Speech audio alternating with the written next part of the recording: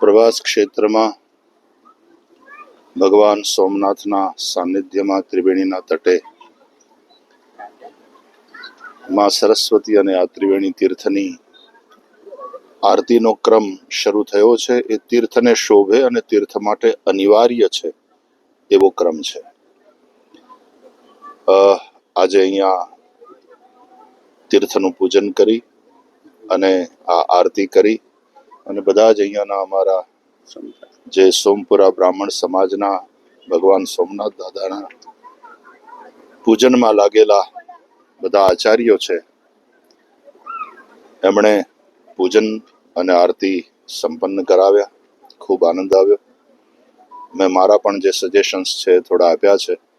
આવનારા દિવસોમાં જ્યારે આપણા માનનીય યશસ્વી પ્રધાનમંત્રીજી સમગ્ર ભારતનો વિકાસ કરી રહ્યા છે અને તીર્થો જે ધામો છે, યાત્રાધામો, એ બધાનો ખૂબ સરસ રીતે વિકાસ થઈ રહ્યો છે. અલગ અલગ કોરિડોર્સ ઊભા થઈ રહ્યા છે.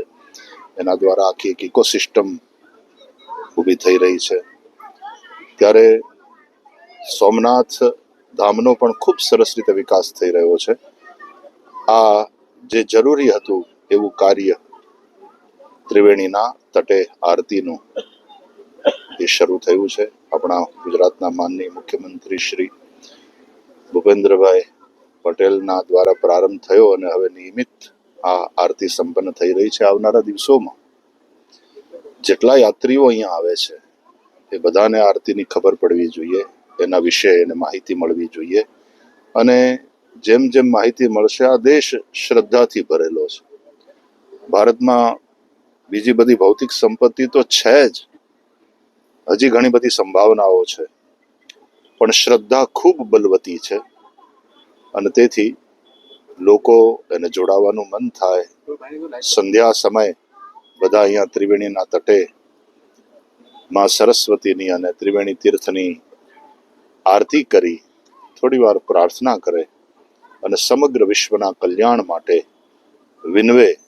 સર્વેત્ર સુખિનઃ સંતુ, સર્વે સંતુ નિરામયાઃ, સર્વે ભદ્રાણિ પશ્યન્તુ, મા કશ્ચિત દુઃખ ભાગ ભવેત.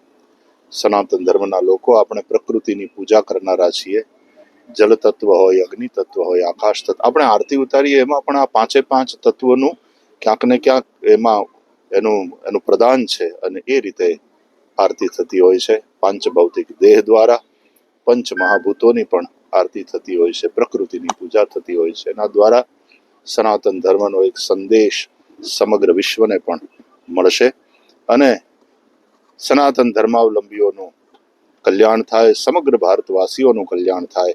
અને એનાથી આગળ વધીને કહું તો શિવ અને ભવાની એ તો વિશ્વના માતા પિતા છે. વાગર્થા વિવ સંપૃક્તૌ વાગર્થ પ્રતિપત્તયે જગતઃ પિતરૌ વંદે પાર્વતી પરમેશ્વરૌ. સમગ્ર વિશ્વની માનવતા જ નહીં, સમગ્ર વિશ્વના બધા જીવો એના સંતાન છે. એટલે એ સૌનું શિવ થાય, એ સૌનું કલ્યાણ થાય એવી ભાવના સાથે નમઃ શિવાય ચ નમઃ શિવાય. હર હર મહાદેવ. હર હર.